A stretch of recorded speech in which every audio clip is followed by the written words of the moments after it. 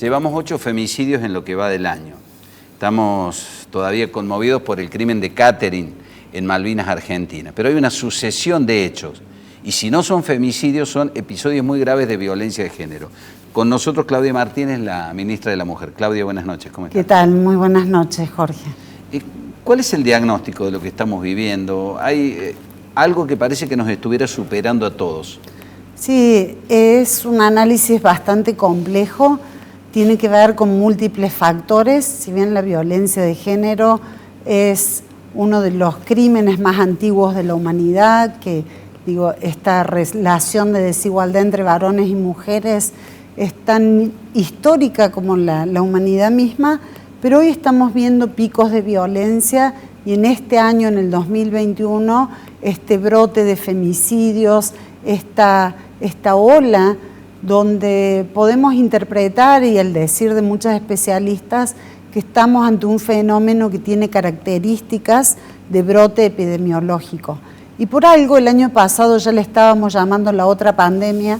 La Organización Mundial de la Salud ya hace 5 años que viene diciendo que la violencia de género tiene características pandémicas y bueno, la pandemia del COVID, el encierro, el aislamiento, ha generado que muchas mujeres durante todo el año pasado estuvieran encerradas y confinadas en las viviendas con los agresores, muchas tapadas de tareas de cuidado, del trabajo, con dificultades económicas y la violencia permanente dentro del hogar, con hijos, con niñas y niños viviendo todo esto. A medida que se fue flexibilizando, también aparece este deseo de querer terminar con esta situación, y ante la decisión de la mujer de romper con un vínculo y de terminar con esa situación de violencia, ahí aparece el varón imponiendo su orden y no queriendo que esto suceda. Claudia, evidentemente el agravamiento de penas, la calificación de femicidio a lo que en su momento era un homicidio, no calmó, digamos, la ansiedad de matar de una buena parte de los hombres. Es decir, el que tiene la voluntad de matar parece que mata sin importarle la pena que reciba. ¿Qué falta? Educación, cultura, una justicia más ágil. Muchas de las víctimas que han sido asesinadas habían pasado por la justicia, habían seguido todas las recomendaciones que ustedes suelen dar. Sí, todo eso que describís, falta todo eso también. Y yo creo que es muy importante, primero, como instituciones del Estado, poder interpelarnos y ver qué cosas hacen falta. Evidentemente, ante este nuevo fenómeno, tienen que aparecer otros dispositivos para fortalecer esta decisión de la mujer, esta autonomía. Las medidas cautelares hoy vemos que los varones muy difícilmente la cumplan. Esto hoy pasa a ser una regla y no una excepción. La mayoría de las mujeres hacen denuncias, tienen medidas judiciales, en muchos casos tienen botón antipánico o tobillera, que es una medida que agrega un dispositivo de seguridad y de protección, y aún así ese varón rompe con esa orden judicial. Claudia, mira lo que te voy a preguntar. A esta altura de las circunstancias, las medidas que ustedes han ido adoptando desde el Polo de la Mujer, y hay que reconocer que Córdoba ha sido pionera en esto, ¿son suficientes o hay que barajar y dar de nuevo? ¿O esto ya no sirve más frente a lo que está pasando? No, esto sirve y mucho. Y yo te podría dar otras cifras también. En este momento hay 5.000 mujeres en toda la provincia monitoreadas con botón antipánico, con la policía en contacto permanente, porque sabemos que cuando se le termina la batería, la están llamando para que enchufe el botón. Cuando se apaga un botón, la policía lo tiene como código rojo, prioridad 1, y buscan a esa mujer como si hubiera sido agredida por el denunciado. Todo eso ha sido muy importante. El año pasado hubo 2.000 varones detenidos por haber violado la restricción o por nuevos hechos de violencia.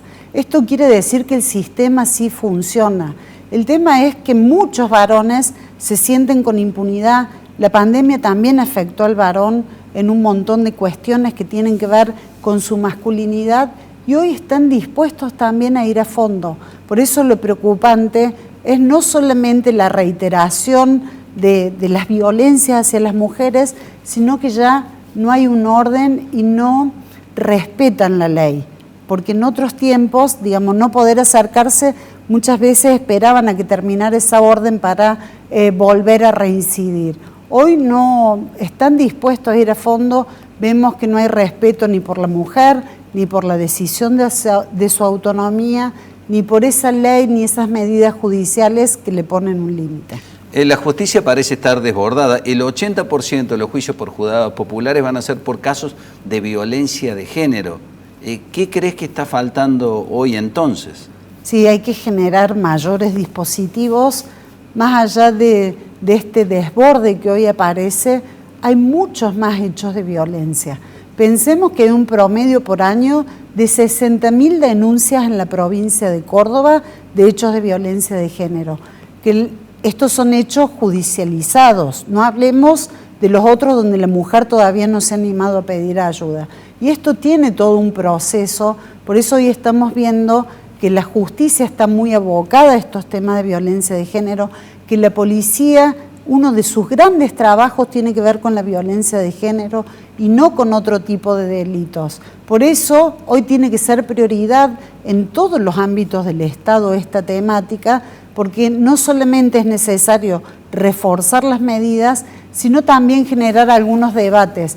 Para que esto cambie, tiene que haber un cambio estructural. Podemos tomar un montón de medidas y a medida que esto crezca va a seguir siendo insuficiente. Tiene que haber un cambio cultural desde la más temprana infancia, en este cambio donde los varones que no están de acuerdo con la violencia de género tienen que rebelarse ante esta violencia machista y poder encabezar un movimiento donde puedan sancionar a todos esos varones, porque pareciera que no tiene ningún costo ser violento. Bueno, no hay un costo social. A eso quería llegar. A mí me parece que no hay condena social. No. Se han tomado algunas medidas, bueno, en la municipalidad, que alguien no puede ser contratista del Estado, pero no hay condena social. Los hombres no condenamos a los amigos, al entorno, cuando nos enteramos. No hay una condena social que, digamos, los mande al frente. Y hay algo que tenemos que reflexionar. Yo como periodista también de formación, cuando nosotros estudiábamos los manuales de estilo, los manuales de ética, nos enseñaban que en los casos de suicidio no hay que comunicar detalles porque está esta conducta de mímesis, de imitación y de repetición. Y en los casos de violencia de género está comprobado, falta todavía datos científicos, pero estamos viendo que hay una réplica, que cuando aparece una quemada, después se reproducen 5 quemadas. Cuando aparece una atropellada con un vehículo, aparecen 3 o 4 con la misma modalidad. Qué interesante y qué grave al mismo tiempo lo que estás planteando. Claro. ¿Habrá llegado el momento de no contarlo? Por allí metemos el tema abajo de la alfombra. ¿Cómo habrá que hacerlo para que esto no genere una conducta enfermiza repetitiva? Hay que visibilizarlo, pero también tenemos que tener cuidado en cómo mostramos las modalidades, donde hay especialistas que dicen que hay una pedagogía de la crueldad, donde el varón aprende a partir de un hecho de violencia cómo ha sido esa modalidad y vemos en los distintos estudios cómo se repite, pero no solo que se repite, sino que trata de superar al anterior. Y esto tiene que ver con toda una teoría científica donde muchos varones se sienten hoy que tienen que defender una posición, un orden político, y ese orden, esa subordinación es a través de la violencia de género y de los femicidios. Es una forma de disciplinar no solo a la mujer, sino a la sociedad, para que la sociedad tenga miedo de salir a las calles, las mujeres de denunciar. Mirá vos lo llamativo que en vez de cuestionar a los varones, estamos mirando las instituciones.